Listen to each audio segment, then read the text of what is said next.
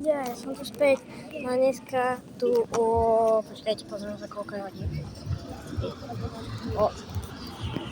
O 9:30 ideme k moru a mimochodom sme na Malorke.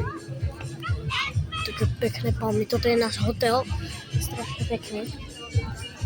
Je taká cesta, tu prejdem. No a tu je more. Tu je more. Tu. To more je strašne tmavé. Tu preliesť. No, tak toto prelazieme. To je krásne. Tam blikajú tie lietadlá. Jak vidíte, tam je to také rozsvietené pekné. Veď tam sú krásne palmy.